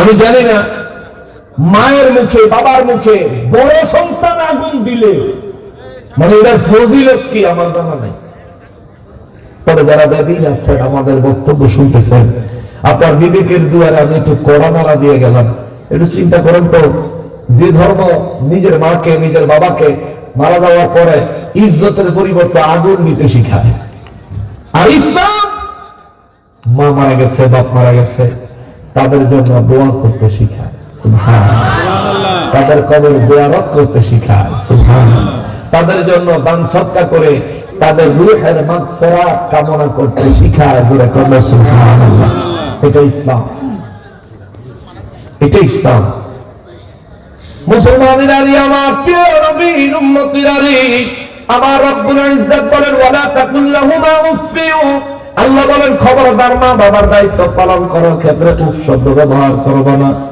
ওয়ালা তাকুল লাহুমা উফিন ওয়ালা তানহারহুমা, খবরদার তাদেরকে ধমক দিবা না। ওয়া কুল লাহুমা কাওলান কারীমা, আল্লাহ বলেন আমার নির্দেশ হলো তুমি তোমার মা বাবার সঙ্গে সম্মানীয় ভাষায় কথা বলবে। জোরে বলেন সুবহানাল্লাহ। সম্মানের সাথে কথা বলতে হবে। মা বাবার ইজ্জত করা কার হুকুম? আল্লাহ। তাহলে কি নফল না সুন্নত? ফরজ। মা বাবার ইজ্জত করা ফরজ, মা বাবার সম্মান দেওয়া ফরজ, মা বাবার সঙ্গে উত্তম ভাষায় কথা বলা ফরজ, বৃদ্ধ বয়সে মা বাবার দেখাশোনা করা সন্তানের জন্য ফরজ। মা বাবার দায়িত্ব যদি তোমার জন্য ভারী হয়ে যায়, ওই ভারী বোঝা বহন করতে গিয়ে উফ শব্দ না বলা ফরজ। অর্থাৎ দায়িত্ব থেকে পলায়ন তো দূরে থাক, যত কষ্টে হোক না কেন মা বাবার দায়িত্ব পালন করা লাগবে নির্বিষ্কার। কিন্তু জায়গায় শর্ত আছে। যেমন আবু বকর সিদ্দিক রাদিয়াল্লাহু তাআলা আনহুর আম্মায়ে আবু বকর সিদ্দিক রাদিয়াল্লাহু তাআলা আনহুরে মক্কার কাফেরদেরকে দিয়ে মার খাওয়াইলো কেন? ইসলাম ছেড়ে দেওয়ার জন্য, রাসূল ছেড়ে দেওয়ার জন্য, নবী ছেড়ে দেওয়ার জন্য। এই জন্য আমার আল্লাহ বলেন ওয়াসাইনাল ইনসানা বিওয়ালিদাইহি, আমি প্রত্যেকটা মানুষকে তার মা বাবার সঙ্গে উত্তম আচরণ করার জন্য নির্দেশ দিয়েছি। এখানে ঈমানদার আর বেঈমান আলাদা করে নাই। আল্লাহ কয় প্রত্যেক মানুষের প্রতি আমি আল্লাহর নির্দেশ, সে যে কোনো ধর্মের হোক, আমারে মানুক বা না মানুক, আমি আল্লাহর নির্দেশ হলো তারা তাদের মা বাবার সাথে উত্তম আচরণ করবে। জোরে কোনা সুবহানাল্লাহ। হামালাতহু উম্মুহু ওয়াহনান আলা ওয়াহনিন, আল্লাহ বলেন আমি এমন নির্দেশ দিছি কারণ হলো তার মা তার গর্ভে ধারণ করেছে, কষ্টের পর কষ্ট সহ্য করেছে। মা কত কষ্ট করে আপনাদের সবার মোটামুটি জানা আছে। 10 মাস 10 দিন আপনাকে গর্ভে ধারণ করেছে, আপনাকে গর্ভে ধারণ করে আপনাকে নিয়ে 10 মাস 10 দিন চলেছে। পুরুষের চাইতে নারীরা শক্তিশালী না দুর্বল? পুরুষের চাইতে নারীরা কি শক্তিশালী না দুর্বল? কিন্তু একটা পুরুষের পেটের মধ্যে যদি 2 কেজি ওজনের একটা কিছু বাইন্ধা দেয়, যদি বলে যে এটা আপনি 6 মাস পেটের লগে বান্ধা অবস্থায় রাখবেন, পারবেন? 2 কেজি তোমার তো পারবেন? সম্ভব? বলে একবার সুন্দর করে বেল্ট লাগাইয়া ফিটিং করে দিব, কোনো লড়াছড়া হইব না, এটা কোনো দিকে যাইব না, খালি ওয়েটটা ফিল করবেন, ওয়েট ওজনটা অনুভব করবেন। এমন অবস্থায় 2 কেজি ওজনের কিছু পেটের মধ্যে রাখা কি সম্ভব?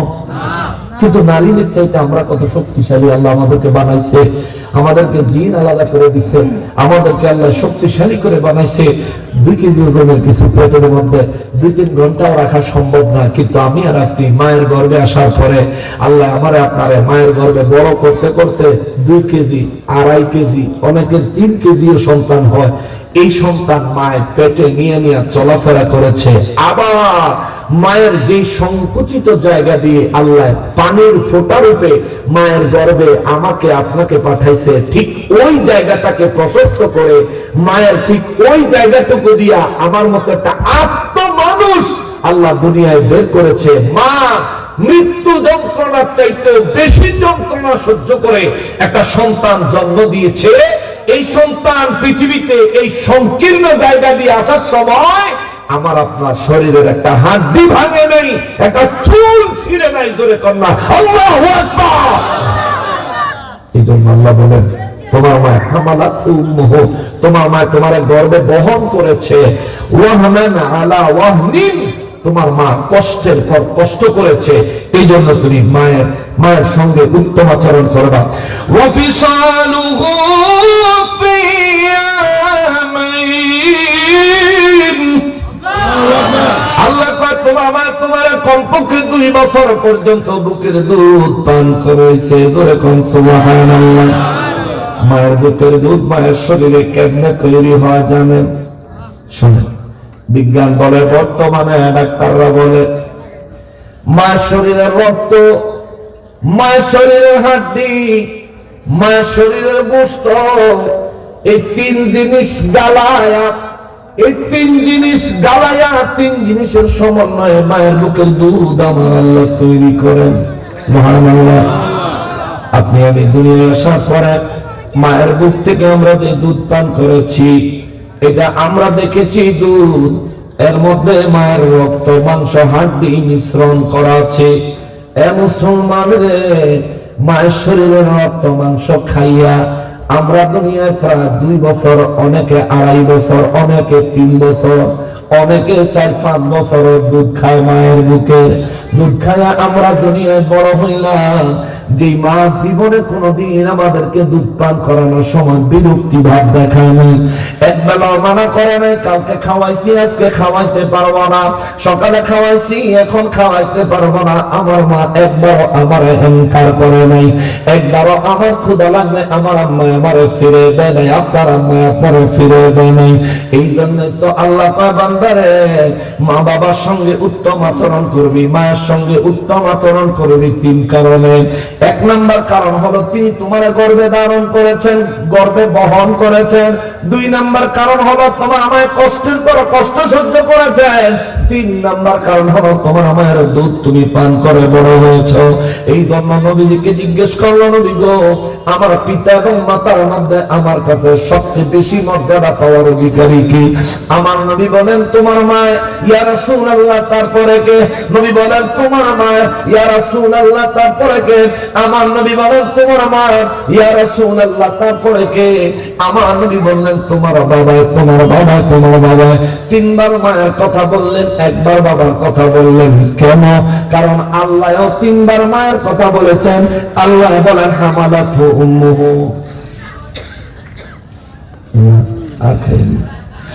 আল্লাহ বলেন হামালাতহু উম্মুহু।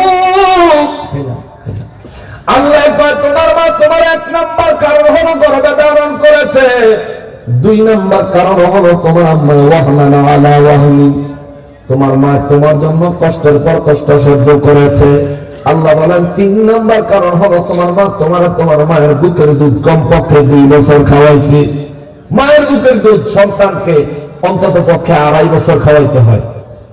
আল্লাহ কালামে হাকিমের ঘোষণা 2 বছর, হাদিসে মোবারক এবং ইজমা কিয়াসের আলোকে আইম্মায়ে কেরামের ফয়সালা ফতোয়া হচ্ছে মা যেন সন্তানকে কমপক্ষে 2.5 বছর দুধ পান করে। জোরে বলুন সুবহানাল্লাহ। রব্বুল আলামিন বলে আনিশকুরলি ওয়ালি ওয়ালিদাইকা, এ দুনিয়ার মানুষ, তোমার মা গর্ভে ধারণ করেছে, এই জন্য তোমার মা তোমার কষ্টের পর কষ্ট সহ্য করেছে। তোমার মা, আল্লাহ বলেন 2 বছরের অধিক তোমার বুকের দুধ পান করাইছে। আনিশকুরলি, এই জন্য তোমরা আমি আল্লাহ শুকরিয়া আদায় করো। সুবহানাল্লাহ। জোরে বলো আলহামদুলিল্লাহ। আলহামদুলিল্লাহ। কি জন্য বললেন? মায়ের শুকরিয়া আদায় করার জন্য। মায়ের গর্ভে আমারে 10 মাস 10 দিন সুস্থ রাখছিলেন কি? আল্লাহ। মায়ের গর্ভে এত কষ্ট সহ্য করার পরে আমাকে সুস্থভাবে দুনিয়াতে আসার তৌফিক দিয়েছেন কে? আল্লাহ। মায়ের বুক থেকে দুধ পান করার সময় মায়ের বুকে দুধের যোগান দিয়েছেন কে? আল্লাহ। এই জন্য আল্লাহকে আনিশকুরলি, তোমরা আমার শুকরিয়া আদায় করো, ওয়ালি ওয়ালিদাইকা, এবং তোমরা তোমাদের মা বাবার শুকরিয়া আদায় করো। জোরে বলো সুবহানাল্লাহ। আল্লাহ এখানে আল্লাহ শুকরিয়া, মা বাবার শুকরিয়া আলাদা করে এক কথায় বলছেন, আনিশকুর, তোমরা শুকরিয়া আদায় করো, লি, আমার জন্য, ওয়ালি ওয়ালিদাইকা, এবং তোমাদের পিতা মাতার জন্য। জোরে বলো সুবহানাল্লাহ। এখন আল্লাহর জন্য বলবো আলহামদুলিল্লাহ। আলহামদুলিল্লাহ। জোরে বলেন আলহামদুলিল্লাহ। আরো জোরে বলেন আলহামদুলিল্লাহ। কিন্তু মা বাবার জন্য কি বলবে? মা বাবার শুকরিয়াটা কেমনে আদায় করবে? আল্লাহ শুকর আদায় করার বহু পদ্ধতি আছে। আলহামদুলিল্লাহ জিকিরের মাধ্যমে আল্লাহ শুকর আদায় হয়। আল্লাহর কুদরতের কদম মুবারকে, সিজদা মুবারকে লুটাইয়া পড়লে আল্লাহ শুকরিয়া আদায় হবে। আবার আমার রব্বুল ইজ্জত বলেন, শুকরিয়া আদায় করা হলো আমি আল্লাহর কাছে সবচেয়ে বড় ইবাদত। সুবহানাল্লাহ। সুবহানাল্লাহ। ওয়াশকুরু ইন কুনতুম ইয়্যাহু তা'বুদুন, যদি তুমি ইবাদতকারী হতে চাও তবে আমি আল্লাহ শুকরিয়া আদায় করো। সুবহানাল্লাহ। মা বাবার শুকরিয়া কেমনে আদায় করব? ওই যে সূরা বনী ইসরাঈলে আল্লাহ বলছেন, মা বাবার সঙ্গে উফ শব্দ উচ্চারণ করো না, মা বাবারে ধমক দিও না, মা বাবার সঙ্গে সুন্দর ভাষায় সম্মানের সাথে কথা বলো, মা বাবার সঙ্গে সদাচরণ করো। মা বাবাকে আল্লাহ কোরআন কারিমে বলছেন রব্বায়ানি সগীরা, আল্লাহ কয় আমিও তোমাদের রব, তোমাদের মা বাবারা আমি আল্লাহ বলছি রব। সুবহানাল্লাহ। আমি তোমাদের রব, সৃষ্টিকর্তা হিসেবে তোমাম কুল কায়নাতের লালন পালনকারী, সেই হিসাবে আমি আল্লাহ তোমাদের রব, আর তোমাদের মা বাবা তোমাদের রব, কারণ তারা তোমাকে লালন পালন করেছে। সুবহানাল্লাহ। আমি তৌফিক দিছি, তারা লালন পালন করেছে, এই জন্য আল্লাহ শিখায় দেয় তোমরা দোয়া করো রব্বিরহামহুমা কামা রব্বায়ানি সগীরা। আওয়াজ করে বলেন আল্লাহু আকবার। চিন্তা করে দেখছেন, শুকর আদায়ের ক্ষেত্রে আল্লাহ মা বাবার শুকরিয়া আদায় করা, আল্লাহ শুকর আদায় করারে আলাদা করে না। সুবহানাল্লাহ। আনিশকুর লি ওয়ালিওয়ালিদাইকা, আনিশকুর তোমরা শুকর আদায় করো, কৃতজ্ঞতা প্রকাশ করো, লি আমার কাছে, ওয়ালিওয়ালিদাইকা তোমার মা বাবার কাছে। মা বাবার গুরুত্ব কম নেই, কম। আরে মা বাবার কথা মতো যেজন চলে না, মা বাবার কথা মতো যেজন চলে না, আল্লাহ নবীজির দয়া তারা পাবে না। ঠিক কিনা? আল্লাহ রাসূলের দয়া ওই যুবক পাবে না, ওই ব্যক্তি পাবে না যে ব্যক্তি মা বাবার সঙ্গে উত্তম আচরণ করে না। মাথায় রাখবেন, এটা ভুলে যাবেন না, সহজ বিষয় না। আল্লাহ দয়া করতো না, আল্লাহ রাসূলও দয়া করতো না। রব্বুল আলামিন বলেন ওয়ালিওয়ালিদাইকা ইলাইয়াল মাসীর, মনে রাখো আমার শুকর আদায় করবো না, তোমার মা বাবার শুকরিয়া আদায়কারী হইতো না, ইলাইয়াল মাসীর, আউন লাগবো কিন্তু আমার কাছে। সুবহানাল্লাহ। তোমার প্রত্যাবর্তন কিন্তু আমার কাছে, তুমি ইচ্ছা করে আসো আর অনিচ্ছায় আসো, তুমি ঈমান নিয়ে আসো আর ঈমান ছাড়া আসো, যেমনি হোক আমার কাছেই আসতে হবে, তোমার জিন্দেগীর আমলের হিসাব দিতে হবে।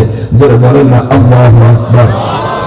এই পুরো আয়াতের সম্পূর্ণ অংশে আল্লাহ নসিহত কইরা শেষে আল্লাহ কঠিন একটা হুমকি দিয়ে দিলেন যে যেগুলো নসিহত করছি এগুলোর উপরে যদি আমল না করো তাহলে ইলাইয়াল মাসির, আমল লাগবে কিন্তু আমার কাছে, আর যখন আমার কাছে আইবা তখন আমার বুঝ মতন বানাবো।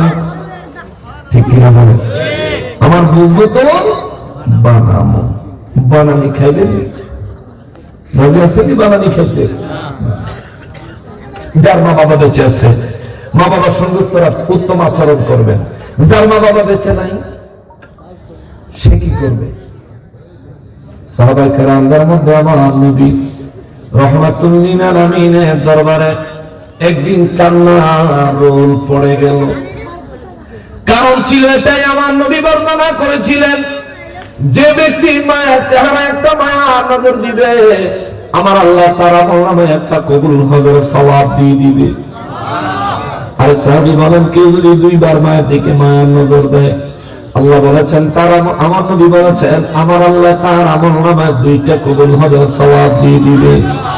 আর সাহাবী বলেন হুজুর কেউ যদি তিনবার মায়ের দিকে মায়ার নজর দেয়, নবী বলেন তিনটা কবুল হজের সওয়াব আমার আল্লাহ দিয়ে দিবে। আমার নবীকে আরেক সাহাবী বলেন নবী গো কেউ যদি একদিনে 100 বার মায়ের চেহারায় মায়ার নজর দেয়, আমার নবী বলেন আমার আল্লাহ কৃপণ নয়। সুবহানাল্লাহ। অর্থাৎ 100 না, তুমি যদি 1 লক্ষ 1 কোটি বারও যদি একদিনে মায়ের চেহারায় মায়ার নজর দিতে পারো, আল্লাহ তোমার 1 কোটি কবুল হজের সওয়াব দিতে পারে।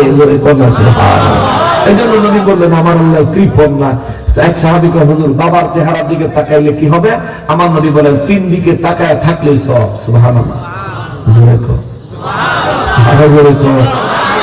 3 দিকে তাকায় থাকলেই সওয়াব। হুজুর কোন কোন দিকে? আমার নবী বলেন 1 নাম্বার বাইতুল্লাহর দিকে, 2 নাম্বার আল্লাহর কোরআনের দিকে, 3 নাম্বার তোমার বাবার চেহারার দিকে। সুবহানাল্লাহ,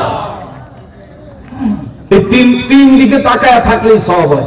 কাবার দিকে তাকায় থাকতে আপনি কিছু না করলেও সওয়াব। কাবার দিকে সাপ, বাইতুল্লাহর দিকে সাপ, ওই জায়গায় না গেলে বুঝবেন না, যারা গেছে তারা জানে।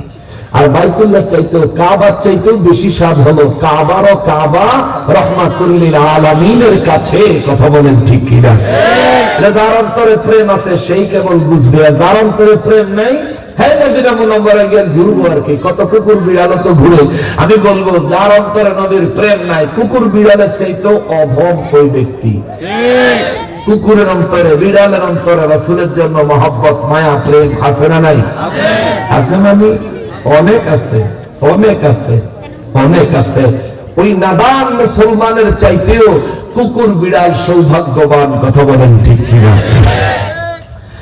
আমার রব্বুল আলামিন বলেন সূরা লুকমানের 15 নম্বর আয়াতে, এবার আমার আল্লাহ একটু ব্যতিক্রম কথা বললেন, ওয়া ইন জাহাদাকা আলা আন তুশরিকা বিমা লাইসা বিহি ইলম, যদি তোমার মা বাবা তোমার শিরক করতে বাধ্য করতে চায়, যে সম্পর্কে তোমার কোনো জ্ঞান নাই,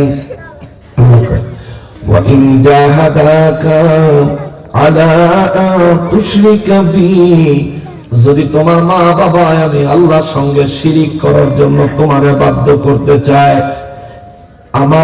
আমি আল্লাহর সঙ্গে শিরিক করতে বাধ্য করতে চায়, মা লাইসা বিহি ইলম, যে সম্পর্কে তারাও জানে না তুমিও জানো না, আল্লাহ কয় ফালা তুতিহুমা, আল্লাহ কয় কখনোই তাদের কথা মানা যাবে না। সুবহানাল্লাহ, জোরে কও সুবহানাল্লাহ। এখন আপনার আব্বা যদি কয় মেজবান্ডার দরবারে যাইও না, মানন যাইতো?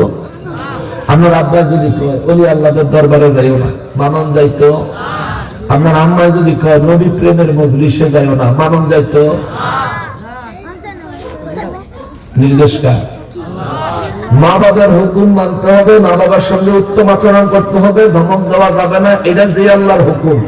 মা বাপ যদি শিরক করার জন্য, নবীর ইজ্জতে আঘাত করার জন্য, কোনোভাবে নবীর প্রতি বদ আকীদা পোষণ করার জন্য মা বাপ যদি কোনো সন্তানকে বলে, চেষ্টা করে, তাহলে ওই সন্তানের দায়িত্ব হলো ফালা তুতিহুমা, ওই মা বাবাদের কোনো কথার অনুকরণ করবে না। নির্দেশ কার? আল্লাহ। যারা বলেন কার? আল্লাহ। এটাই বাস্তব প্রমাণ। আবু বকর সিদ্দিক রাদিয়াল্লাহু তাআলা আনহু তার মায়ের নেতৃত্বে কাফেরদের মার খাইছে, কিন্তু মায়ের কথা মেনে নেয় নাই, ইসলামকে মায়ের কথা ত্যাগ করে নাই। হযরত ওমর ফারুক আযম রাদিয়াল্লাহু তাআলা আনহুর সামনে তার বাবা যখন আমার রাসূলকে গালি দিয়েছে, এক কোপে কল্লা ফেলে দিয়েছে। সুবহানাল্লাহ। কার মাথা ফেলাইছে? জোরে কোন কার? বাবার। এই কক্সবাজারে যদি এই ঘটনা ঘটতো, এই বেটারে কক্সবাজার কেউ মানুষই পেত, এটা মানুষ হইছে, এটা বাজারে কেমন কাম করলো। কিন্তু আল্লাহ রাসূলের দরবারে গেছে, যাওয়ার পর আল্লাহ রাসূল তাকে ফারুক আযম উপাধি দিয়েছে। সুবহানাল্লাহ। ফারুক আযম অর্থ কি জানেন? সর্বশ্রেষ্ঠ সত্য মিথ্যার পার্থক্যকারী। সুবহানাল্লাহ। আল্লাহ রাসূল তার এই লকব দিলেন। কিভাবে পাইলেন? হককে প্রতিষ্ঠা করার জন্য। ওই যে আল্লাহ বলছেন ফালা তুতিহুমা, তাদের আনুগত্য করা যাবে না। ওয়া সাহিবুহুমা, আল্লাহ কয় তাদের আনুগত্য করা যাবে না, তাদের কথা মানা যাবে না, কিন্তু তাদের সঙ্গে উত্তম ব্যবহার করাই লাগবে। সুবহানাল্লাহ, সুন্দর ব্যবহার করাই লাগবে। এই জন্য সিদ্দিক আকবর রাদিয়াল্লাহু তাআলা আনহু কাফের বেঈমানরা যখন তার মায়ের নেতৃত্বে আঘাত করলো, আবু বকর সিদ্দিক রাদিয়াল্লাহু তাআলা আনহু তার মায়ের সঙ্গে একটা খারাপ শব্দ ব্যবহার করেন নাই। রাগ করে মায়েরা কষ্ট দেওয়ার মতো একটা শব্দ প্রয়োগ করেন নাই। আল্লাহ ওয়া সাহিবুহুমা ফিদ দুনিয়া মারুফা, রব্বুল আলামিন বলেন ওয়া সাহিবুহুমা ফিদ দুনিয়া মারুফা, তোমার পক্ষে যতটা সম্ভব ততভাবে তুমি তোমার মা বাবার সঙ্গে এই দুনিয়ায় উত্তম আচরণ করবা, সুন্দর ব্যবহার করবা। তাইলে মা বাবার অনুসরণ করবো না তখন মা বাবা মুশরিক বানাইতে চায় যখন। আচ্ছা, আপনার মা বাবা যদি আপনারে মুশরিক বানাইতে চায়, আল্লাহ তাদের আনুগত্য করা যাবে না, কিন্তু তাদের সঙ্গে উত্তম আচরণ করতে হবে। তাহলে একটা জিনিস তো রয়ে গেল যে হায় হায়, তাহলে আমি আনুগত্য করবো কার? আমার তো পথ দেখানে ওয়ালা লাগবে, আমাকে তো হেদায়েতের রাস্তা দেখানে ওয়ালা লাগবে। আমি কার দেখানো পথে চলবো? একই আয়াতে আল্লাহ বলে ওয়াত্তাবি'ু সাবিলা মান আনাবা ইলাইয়া, যারা আমি আল্লাহর দিকে ধাবিত, আমি আল্লাহর পথে যারা চলেছে, আল্লাহর বর্তমান যুগে আল্লাহর ওলিরা, আল্লাহ বুঝিয়ে দিলেন ওই আল্লাহর ওলিদের পথ মত আনুগত্য অনুসরণ করো। জোরে বলো সুবহানাল্লাহ।